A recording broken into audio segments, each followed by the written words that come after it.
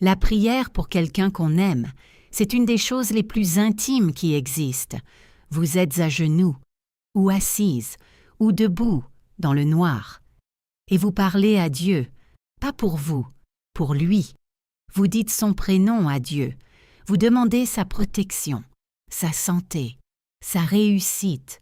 Vous demandez que les choses aillent bien pour cet homme, que ses projets réussissent, que ses journées soient légères, que la paix soit dans sa vie.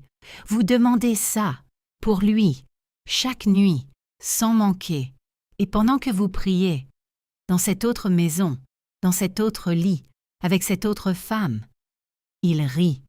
Il rit de vous, de votre façon d'être, de vos habitudes, de ce que vous lui avez confié dans l'intimité. Il rit, et elle rit avec lui.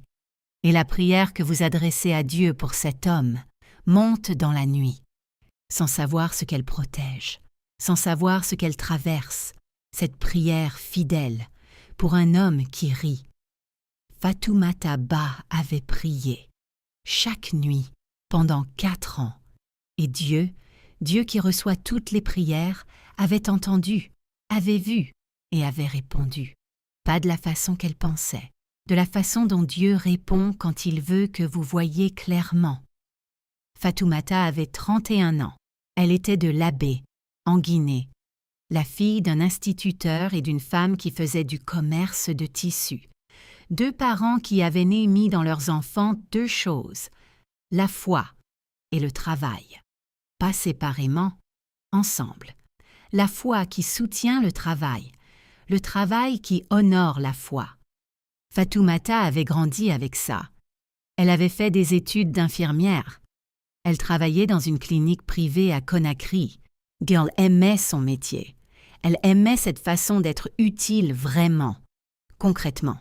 Elle avait rencontré Ibrahima à 27 ans, un ingénieur en génie civil qui construisait des routes, qui parlait de son travail avec une façon de voir les choses en grand, les infrastructures, le développement, le futur du pays. Elle avait aimé ça, cette vision, cette capacité à voir loin. Ils avaient commencé à se fréquenter, sérieusement, avec l'intention du mariage.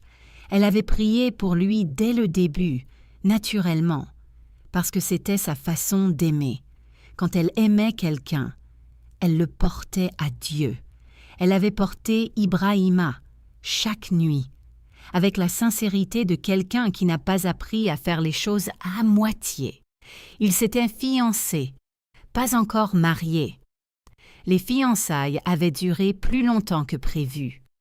Il y avait eu des raisons réelles d'abord, des projets à finaliser, des économies à constituer, puis des raisons moins claires, des délais qui se prolongeaient, des dates proposées qui ne se confirmaient pas, des conversations sur le mariage qui se terminaient souvent sans décision.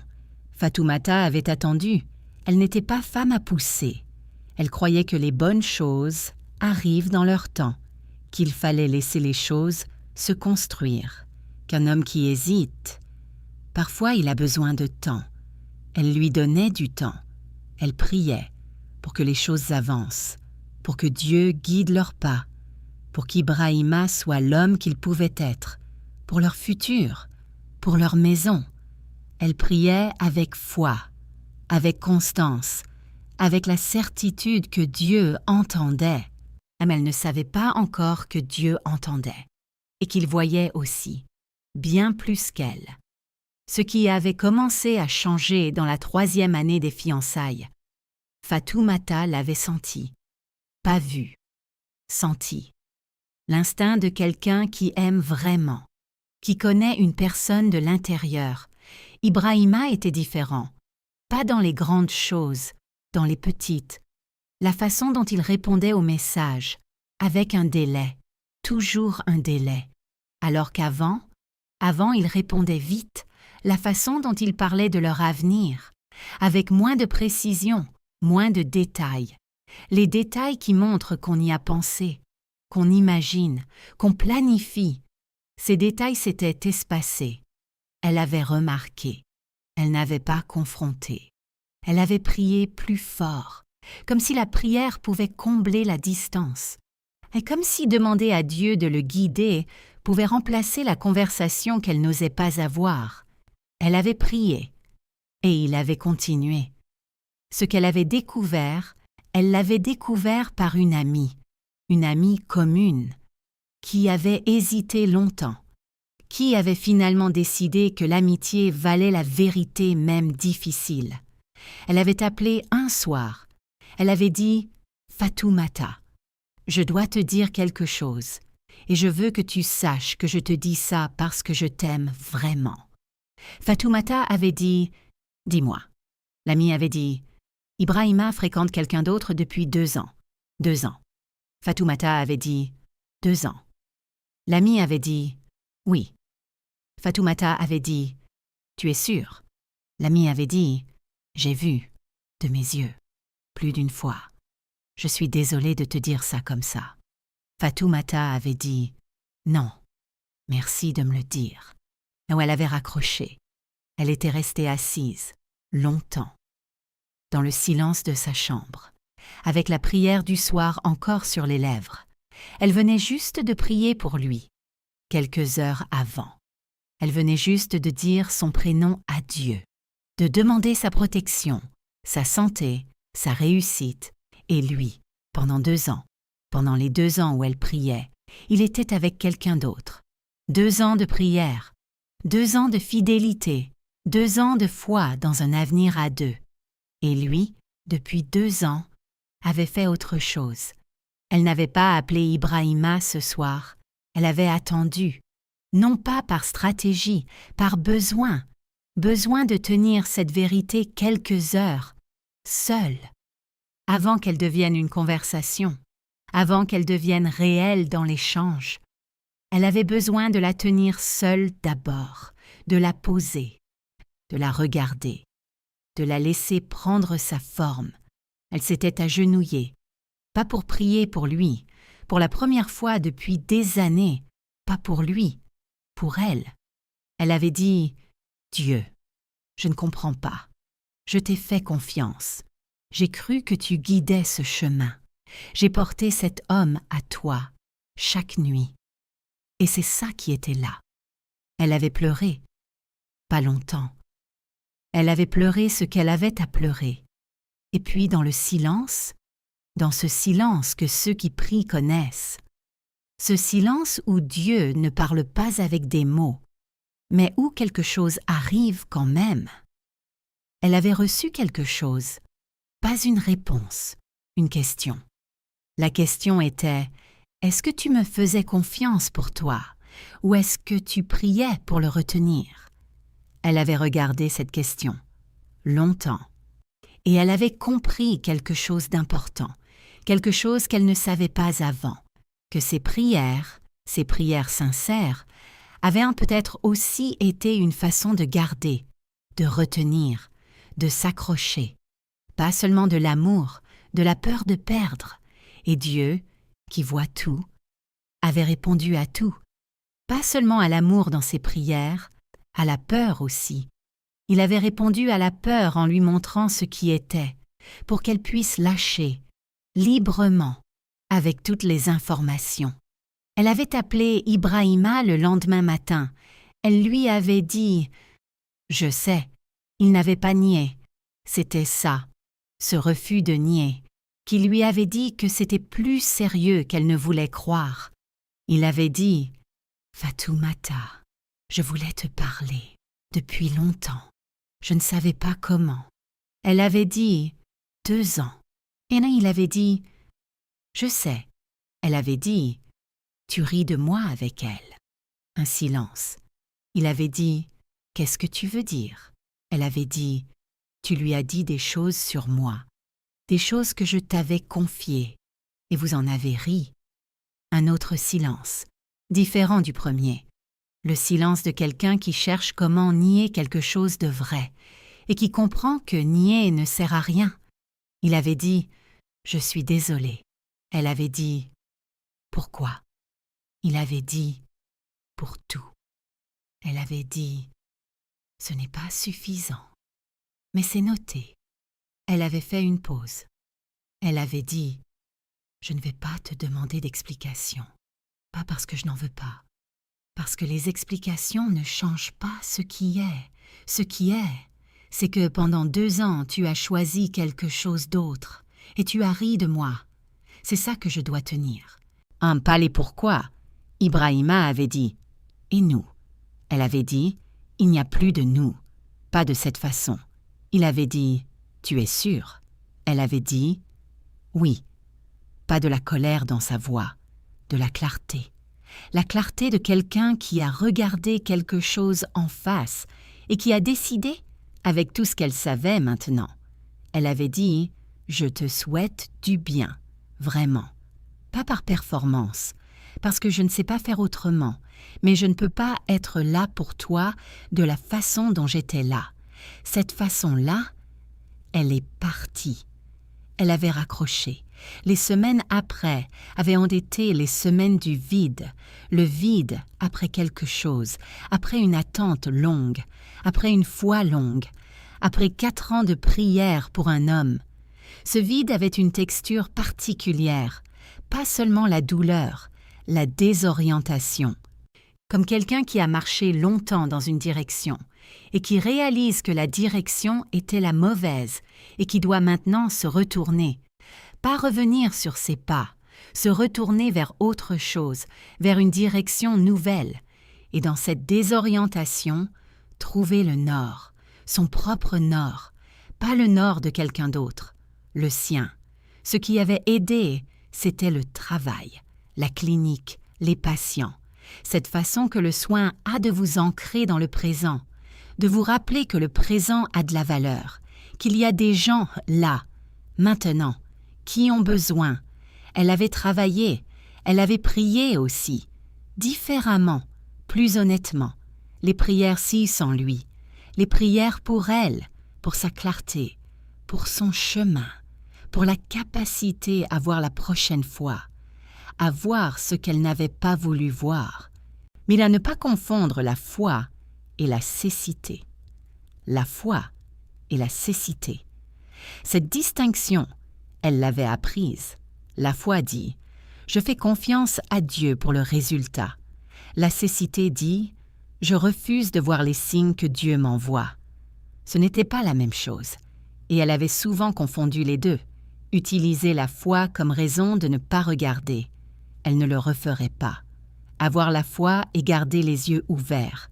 Les deux ensemble, toujours les deux ensemble. 1 an après la fin des fiançailles, elle avait rencontré quelqu'un, pas cherché, rencontré, un médecin, qui travaillait dans l'hôpital public à côté de sa clinique, qui l'avait abordé un jeudi matin, avec la façon directe et sans calcul de quelqu'un qui ne joue pas. Il avait dit « Vous travaillez à la clinique d'en face ?» Elle avait dit « Oui ». Là où il avait dit « J'ai voulu vous parler depuis 2 semaines. Je ne sais pas pourquoi j'ai attendu 2 semaines. » Elle avait ri, un vrai rire, le premier depuis longtemps. Il avait dit « C'est bon signe, ce rire. » Elle avait dit « Peut-être. » Il s'appelait Mamadou. Il avait 35 ans. Il n'avait pas de grande vision sur les infrastructures du pays. Mais il avait une façon de vous regarder, la façon de quelqu'un qui voit vraiment, qui ne cherche pas ce que vous pouvez lui apporter. Qui cherche-vous? Ce que vous êtes. Elle avait pris le temps. Cette fois, elle avait pris le temps différemment. Elle avait regardé. Elle avait posé des questions. Elle avait prêté attention aux petites choses. La cohérence entre les mots et les actes. La façon dont il parlait des femmes dans sa vie, sa mère, ses sœurs, ses collègues. When elle avait regardé tout ça, et elle avait prié, pas pour le retenir, pour voir clairement. Il y avait une différence, et cette différence, elle la sentait. Ibrahima l'avait appelée 6 mois après leur séparation. Elle ne savait pas exactement pourquoi. Peut-être la curiosité, peut-être le regret, peut-être la façon qu'ont certains hommes de vouloir savoir si on leur en veut encore, si on les pleure encore, si on les attend encore. elle avait décroché. Il avait dit « Comment tu vas ?» Elle avait dit « Bien ». Il avait dit « Vraiment ». Elle avait dit « Vraiment ». Il avait dit « Tu as l'air différente ». Elle avait dit « Je suis différente ». Il avait dit « En quel sens ?» Elle avait dit « En mieux ». Un silence. Il avait dit « Je pense à toi parfois ». Elle avait dit « Je te souhaite du bien, Ibrahima ». Vraiment. S'il avait dit « Tu n'es plus en colère », elle avait dit « Je n'ai jamais vraiment été en colère. J'ai été blessée. C'est différent. » Il avait dit « Et maintenant ?» Elle avait dit « Maintenant, la blessure est là.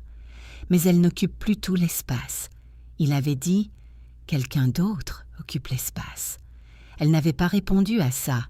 Elle avait dit « Prends soin de toi, Ibrahima. » Elle avait raccroché. Elle avait regardé son téléphone.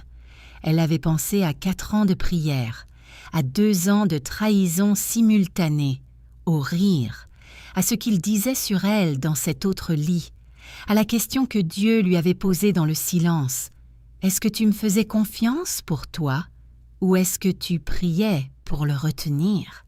Elle connaissait la réponse maintenant. Elle savait faire la différence, et cette différence avait tout changé. Mais cette histoire nous enseigne 5 choses. Premièrement, prier pour quelqu'un est un acte d'amour, mais vérifiez ce que vous portez dans vos prières. L'amour pur qui veut le bien de l'autre, ou la peur qui veut retenir. Ces 2 choses peuvent coexister dans la même prière. Ce n'est pas un jugement. C'est une invitation à l'honnêteté devant Dieu. Il voit les 2 de toute façon. Autant les lui présenter clairement et laisser Dieu travailler avec ce qui est vrai. Deuxièmement, la foi et les yeux ouverts ne se contredisent pas. La foi ne demande pas de fermer les yeux sur ce qui est réel. Elle demande de faire confiance à Dieu avec ce qui est réel. Ces 2 choses sont différentes. Fatoumata utilisait la foi pour ne pas regarder, pour ne pas voir. Cette confusion lui avait coûté 2 ans. Regardez avec vos yeux ouverts. Allez, faites confiance à Dieu avec ce que vos yeux voient. Troisièmement, ce que quelqu'un dit de vous dans votre absence dit qui il est. Ibrahima riait de Fatoumata avec une autre femme, avec des confidences partagées dans l'intimité.